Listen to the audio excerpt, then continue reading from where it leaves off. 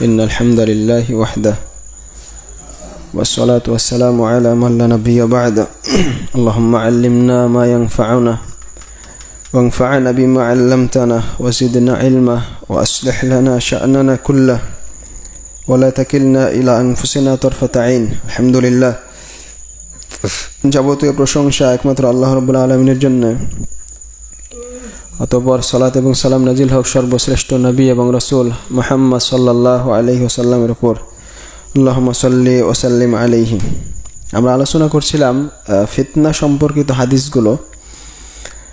আজকে 26 নম্বর হাদিস। লেখক ইমাম মুহাম্মদ ইবনে আব্দুল ওয়াহাব রাহিমাহুল্লাহ উনি বলেন, ওয়ালাহুমা عن أبي هريرة رضي الله تعالى عنه أن رسول الله صلى الله عليه وسلم قال। অর্থাৎ সহিহ বুখারী এবং মুসলিমের বর্ণনা, আবু হুরায়রা রাদিয়াল্লাহু তাআলা আনহু থেকে বর্ণিত, রাসূলুল্লাহ সাল্লাল্লাহু আলাইহি ওয়াসাল্লাম বলেছেন, লা তাকুমুস সাআহ হাত্তা তাখরুজা নারুম মিন আরদিল হিজাজ তুদিউ আ'নাকাল ইবিল বিবসরা। ততদিন পর্যন্ত কিয়ামত হবে না যতদিন না হিজাজ অঞ্চল থেকে একটা আগুন বের হবে, যেই আগুন বসরার উটের গলাকে আলোকিত করবে। এটা রাসূলুল্লাহ সাল্লাল্লাহু আলাইহি সাল্লামের ভবিষ্যৎবাণী। ইমাম নওয়াবী রাহিমাহুল্লাহ সহ বিভিন্ন ইতিহাসবিদ, ইবনে কাসীর রাহিমাহুল্লাহ সহ অনেকেই বলেছেন যে এই কিয়ামতের আলামত প্রকাশ পেয়েছে। ইমাম নওয়াবী রাহিমাহুল্লাহ উল্লেখ করেছেন যে 654 হিজরিতে সানাত 54 ওয়া 600 654 হিজরিতে মদিনার হাররাতে এই আগুন বের হয়েছিল। বেশ কয়েকদিন ছিল, যেটা মানে তার লাহাব, যে আগুনের যে শিখা এত উঁচু, যেটা বসরার উটকে আলোকিত করবে। এটা হয়েছে, এই কিয়ামতের আলামত সংগঠিত হয়ে গেছে বলে আমাদের অনেক আলেমরা লিখেছেন। আল্লাহু আলাম। 27 নম্বর হাদিস ওয়ালি তিরমিজির বর্ণনা, ইবনে ওমর রাদিয়াল্লাহু তাআলা আনহুমা থেকে বর্ণিত, রাসূলুল্লাহ সাল্লাল্লাহু আলাইহি সাল্লাম বলেছেন, সাতাখরুজু নারুম মিন হাদরামাউত ক্বাবলা আল কিয়ামাহ। কিয়ামতের আগে হাজরামাউত থেকে বিশাল আগুন বের হবে। তো রাসূলুল্লাহ সাল্লাল্লাহু আলাইহি সাল্লামকে সাহাবীগণ বলছেন, হে আল্লাহর রাসূল, ফামা তা'মুরুনা, এই আগুন বের হলে আমরা কি করব? আপনি আমাদেরকে কি আদেশ করছেন? রাসূলুল্লাহ সাল্লাল্লাহু আলাইহি সাল্লাম বললেন, আলাইকুম বিশাম, তোমরা তখন শামে থাকবে।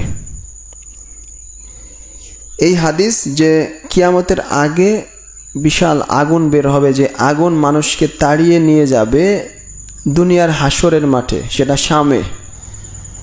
উলামা ইকরাম বলেছেন যে এই মাহশার, জমিনে যে মানুষকে একত্রিত করা যে হাসর, সেটা হচ্ছে শামে।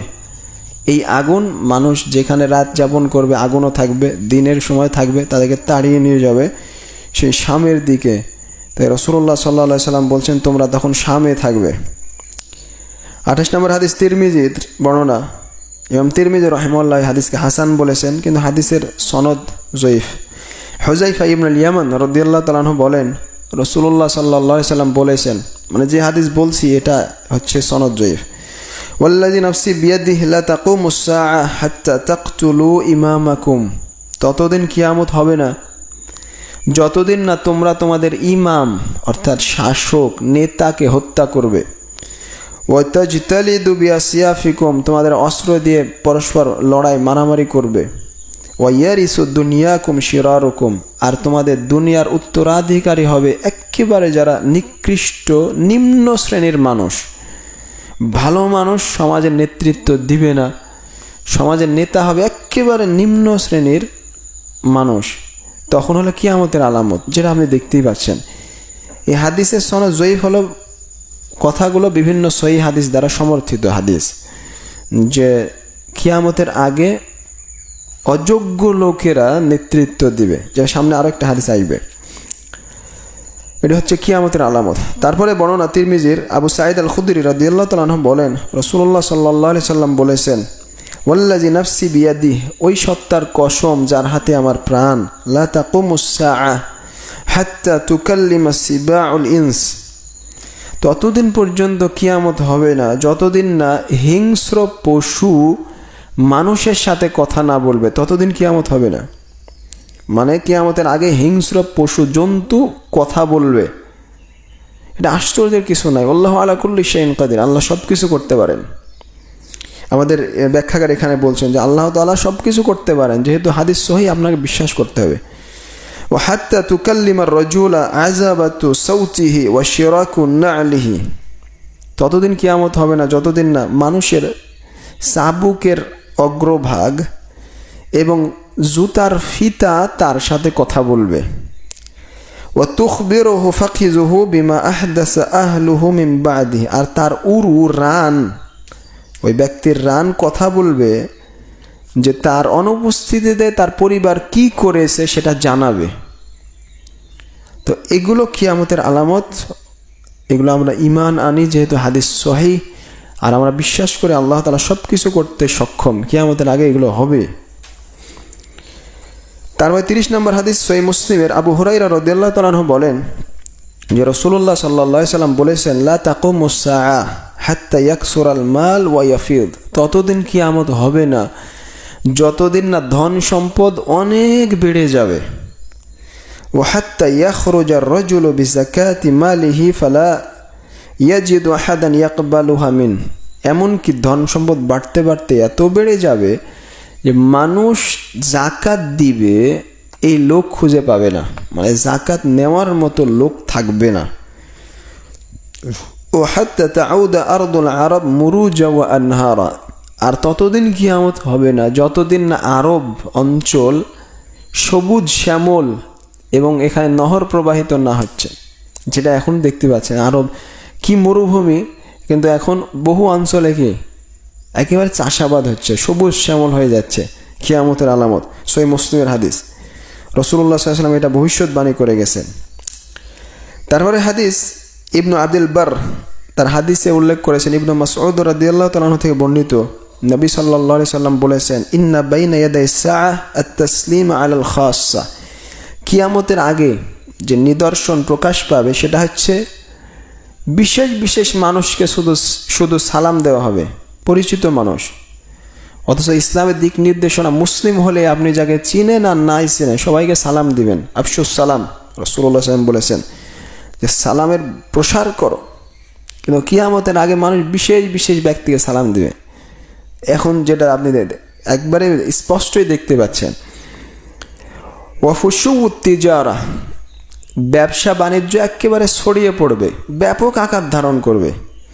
হাত্তা তুইনাল মারআতু যাওজাহা আলা তিজারা, এমনকি মহিলারা তার স্বামীকে ব্যবসায়িক কাজে সহযোগিতা করবে। এটা কিন্তু রাসূলের যুগে এটা কিন্তু এগুলো হয়নি, কিন্তু বর্তমান যুগে এগুলো স্বাভাবিক। মহিলারা স্বামীকে ব্যবসায় সহযোগিতা শুধু করছেই না, বরং মহিলারা নিজেই ব্যবসা করে এখন। এটা কিয়ামতের একবারে আলামত। আমাদের শেখ এখানে উল্লেখ করেছেন ব্যাখ্যাতে, ওদিকে যাচ্ছি না। ওয়াকাত আল আরহাম, আর কিয়ামতের আগে আত্মীয়তা সম্পর্ক ছিন্ন করা হবে, এটা কিয়ামতের আলামত। এর কারণ কি আমাদের শেখ এখানে উল্লেখ করেছেন যে মানুষ এত দুনিয়া নিয়ে ব্যস্ত হয়ে থাকবে যে তার যে অন্য আত্মীয় স্বজন আছে এটা সে পরোয়াই করে না। এখনকার মানুষ সকালে উঠে যান্ত্রিক জীবন, সকালে উঠছে একেবারে ঘুমানো পর্যন্ত, দুনিয়ার কাজই শেষ হয় না, কখন আত্মীয়তার সম্পর্ক রাখবে, কিয়ামতের আলামত। ও ফুশুবুল কালাম, আর কলম মানে লেখালেখির পরিমাণ অনেক বেড়ে যাবে। ও জুহুর শাহাদাতি জুর, ও জুহুরু শাহাদাতি জুর, আর মিথ্যা সাক্ষী দেওয়ার পরিমাণ প্রকাশ পাবে, মানুষ মিথ্যা সাক্ষ্য দিবে। ও কিতমান শাহাদাতিল হক, আর সত্য সাক্ষ্য গোপন করবে। এগুলো কিয়ামতের আলামত। তো পরের হাদিসটা উল্লেখ করে দিন, নাহলে আলোচনা কমপ্লিট হবে না, এটা বলে শেষ করবো। ইবনুল মুবারক রাহিমাহুল্লাহ বলেন, ইবনু ফুজালা থেকে বর্ণনা করছেন যে হাসান রাদিয়াল্লাহু তাআলা থেকে বর্ণিত, রাসূলুল্লাহ সাল্লাল্লাহু আলাইহি ওয়াসাল্লাম বলেছেন, লা তাকুমুস সাআ হাত্তা ইউরফাআল ইলম, ততদিন কিয়ামত হবে না যতদিন না জ্ঞান তুলে নেওয়া হবে। আমরা দেখছি যে এখন জ্ঞানের পরিমাণ বাড়ছে, তাই না? কিন্তু রাসূল সাল্লাল্লাহু আলাইহি ওয়াসাল্লাম বলেছেন জ্ঞান তুলে নেওয়া হবে, এটা আসলেই বাস্তব। এখন আস্তে আস্তে মূর্খ মানুষের সংখ্যা বাড়ছে। ধর্মীয় জ্ঞান আপনি এলাকা চলে যান, কয়জন পাবেন? হাতে গোনা।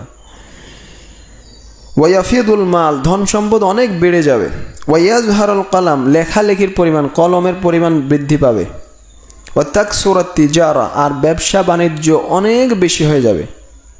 হাসান বলছেন যে লাকাদ আতা আলাইনা জামান, আমাদের সময় এমন একটা সময় ছিল যে ইন্নামা ইউকালু তাজির বানি ফুলান, বলা হয়তো যে অমুকের সন্তান ব্যবসায়ী, মানে একজনই আছে ওই এলাকাতে ব্যবসায়িক।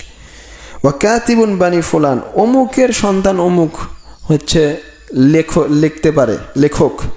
মা ইয়াকুনু ফিল হাই ইল্লা তাজিরুল ওয়াহিদ আউল কাতিবুল ওয়াহিদ, কোনো পুরা এলাকা জুড়ে শুধু একজনই ব্যবসায়ী ছিল, একজনই লেখক ছিল, এরকম অবস্থা হতো।